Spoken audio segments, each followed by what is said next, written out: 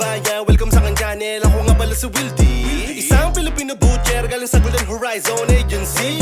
Kung may katanungan ka, huwag kang magkatubili, i-ask me. Basta click like and subscribe, then share mga video ko sa White Sea. What's my name? Wildy, Wildy, Wildy boy. What's my name? Wildy, Wildy, Wildy boy. What's my name? Wildy, Wildy, Wildy boy. What's my name? Wildy, Wildy, Wildy. Alright mga ka-Wildy Boy, kumusta kayong lahat dyan sa Pilipinas at sa lahat ng mga OFW all around the world. Sa video ito pala is papakita ko sa inyo yung mga personal protective equipment na ginagamit ko or ginagamit usually ng mga butchers dito sa Cargill Solutions. Well, para sa mga aspiring butchers, lalo-lalo na sa mga nag-i-start pa lang, para magkaroon kayo ng mga idea at especially kung kayo po ay nag-a-apply, pwede nyo itong magamit. May memorize nyo at least 5 personal protective equipment kasi commonly asked po yan sa employer review. So ipapakita ko lang sa inyo kung ano yung itsura kapag nasuot na yung personal protective equipment ng butcher in kill floor area. But meron din po akong pinakita sa aking video kanina na part din po ng fabrication yung sa body mesh. Well, dinifferentiate ko lang po. But as of now, ipapakita ko sa inyo kung ano po yung magiging itsura po kapag actual na bago mag-start sa trabaho, kasi ito po is napaka-important. Okay? Ang kahalagahan po ng PPE, remember, for your safety and your protection, not only for yourself but only for your co-workers din. Okay? So start po tayo.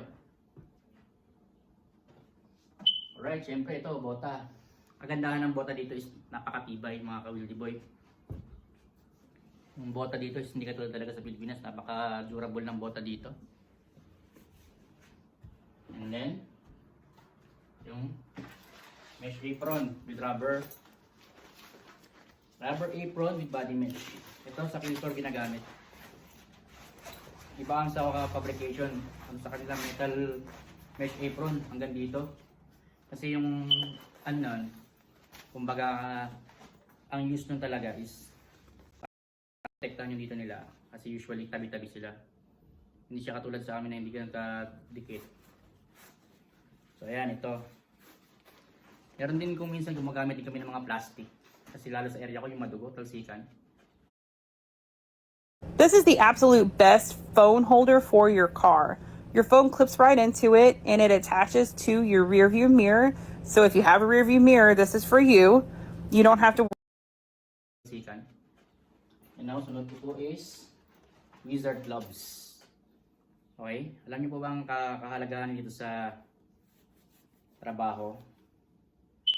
So usually, alam na magiging tayo, protective tayo sa mga wounds, mga injuries. But, tandaan niyo po kapag kayo ay naging industrial butcher dito sa Canada or sa alin mang planta, wag kayong makahawak ng kutsilyo na hindi kayo nagsusuot ng ganito. Dahil, pwede kayong makatawa ng kumbaga kasi unsafe po yun, or maghugas kayo ng kutsilyo after work na hindi kayo naka-protective equipment, bawal na bawal yun, pwede kayo masuspinde. And then wizard gloves, ang susunod po niyan is itong wizard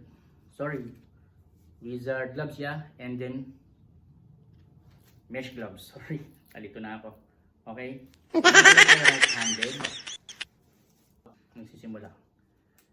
Kagandahan lang dito sa amin ito. Mas maganda kasi para siyang strap. Kung papapansin nyo, strap yung wizard gloves dito. Mesh gloves. Unlike sa yung iniipit lang, mas maganda to. Mas fit na fit. Ayan, dalawahan siya. Ayan, kung papapansin nyo. Double lock. Ang ginagawa ko is ganito. Inuuna ko muna yung mesh gloves. Yung iba naman, inuhuli ito. Kumbaga, inuuna nila yung wizard sleeve. At sa akin po, in my own, mas gusto ko yung inuuna to. Kasi iniipit ko siya sa wizard sleeve. Ayan. Iniipit ko siya ng ganito. Ayan. Bago ko po siya stick dito. Ayan. Iniipit po yan dito. Protection po nito is maprotektahan din po yung mga body sa mga talsik na mga dugo or kahit sa anumang mga dyan ng animals kasi unsafe din po yun sa katawan natin at sa mga slash din po. Matibay po itong body mesh na whistle stick na to. Dun sa kanan naman. Yan. Yan. Sa lahat ng mga aspiring butchers, tuloy nyo lang yung pangarap nyo kasi you'll never know. Mabilis na ang panahon. Baka nandito na kayo sa Canada, nagtatrabaho na kayo dito sa Cargill or sa alin mang meat plant dito sa Canada. Or saan man sa bang panig ng mundo. Ayan. Remember, ang pagiging butcher is napakagandang profession. Okay? Respetado po tayo dyan dito sa ibang bansa. Dahil tayo po ay skilled. Okay? Then, sunod natin ang ito, required talaga to. Hindi ka pwedeng gumamit, magtrabaho kapag wala kang ganito. Rubber gloves. Tandaan nyo, kapag nandito na kayo sa Canada, parang parte na ng katawan ninyo ang PPE, especially kung bago kayo mag-start. Kahit isa lang mawala sa inyo dyan, pag nahuli kayo ng safety, pwede kayong magkaroon ng warning. Kung minsan nagiging suspension pa. Alam niyo po ba na may mga nasususpended dito kahit mga officer, even the operation manager is nasususpend kapag nahuli po ng mga safety officers na lumalabag. Okay? Make sure na fit po yan sa kamay nyo. Yan sa kanan naman. Right? Now, ito, earplug. Napakahalaga rin yan. Hindi pwedeng walang earplug kasi napakaingay sa planta. Pag nag-start na yung line, napakaingay. Yan, sasalpak mo yun sa tenga mo. Dito. Kung mapapansin nyo, mayroon ditong ear muffs. Itong ear muffs, sinasalpak yan dito sa gilid. Dito. But, usually, ginagamit to sa fabrication. But sa amin kasi, hindi na to siya nire-require kasi sa department ko pala, sa akin, sa sticking, hindi na kami gumagamit ng ganito. Kasi sa amin is yung tinatawag na hockey mask. Mamaya papakita ko sa inyo sa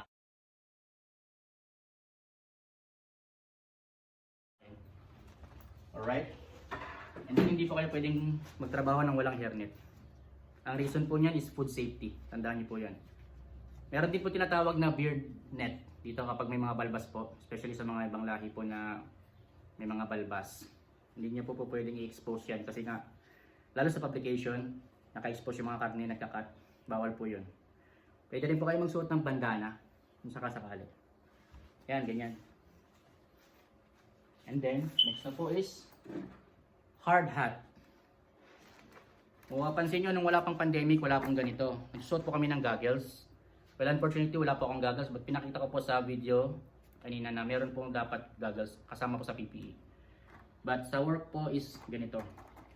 Sa department po namin, sa area ko po, hindi kami gumagamit ito. Nakasabi ko kanina, yung ano po ako hockey mask. But sa iba po, sa ibang department, ganito po talaga sila. Ganyan. At saka meron kang protective goggles or glasses. Alright. And then, yung tinatawag na arm guard. Protection po yan kung sakasakaling lalo nag-i-steal kayo, hindi kayo basta-basta natatamaan dito. Kung minsan kasi hindi mo maiwasan, nababagsak. Ayan, dito. And then, scabbard. Ayan. Ito, ginagamit, usually kapag nasa standing kayo ng line. But sa amin kasi, nilalagay namin yung aming mga tawag dito yung knife namin sa knife dip. Meron kami knife dip doon. Nagsasanitize kami ganyan. Every time na magtutusok kami, sanitize, knife switching siya. So ayan guys. Then yung iba, nakasabit yung steel dito. Pwede kang bumili ng parang pangipit. Sasabit mo siya dito. Okay, kung mapapansin nyo. Okay, baba ko lang yung camera. Nakasabit dito yung steel. Okay? Ayun yung ginagawa nila. Usually yung ganitong forma sa ano to, nangyayari sa fabrication. Yung ganito. Yung nakasabit na ganyan. At sa amin sa kill floor, meron tinatawag na knife dip dito. Ilalagay mo dito yung mga kutsilyo. So ayan mga ka-Wildy Boy, ayop sa kahit paano matututunan kayo ha. Ayan. Steel. Okay? Sa lahat ng mga aspiring butchers, Tuloy nyo lang yung pangarap nyo. And hope someday, mapunta kayo dito sa Canada at nakapagtrabaho kayo dito sa Cargill Meat Solutions. So, sa lahat ng mga suggestion and comments, pakilagay nyo lang po dyan sa comment box. At kung bago lang po kayo sa aking channel, don't forget to subscribe and click the notification bell para lagi kayong updated sa mga videos and updates na aking i-upload. See you in my next video. Stay safe and God bless mga ka-Wildy Boy.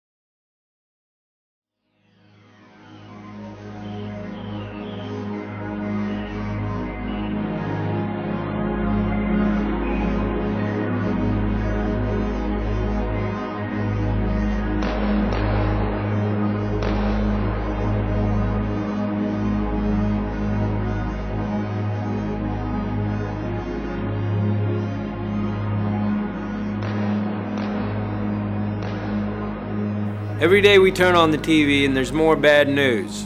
Another environmental catastrophe somewhere, or more starving refugees, or innocent victims in war zones. And most of us are busy trying to make ends meet in our own lives, and we see these images and feel helpless to do anything about it. And I think the deep shame we feel about that is paralyzing. It's certainly one of the reasons that we turn away.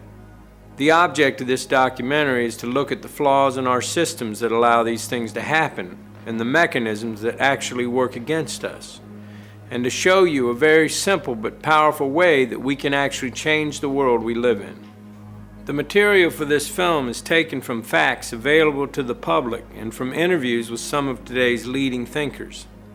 However, we do live in a world full of conspiracy theories, and all I ask is that you keep an open mind, but question everything.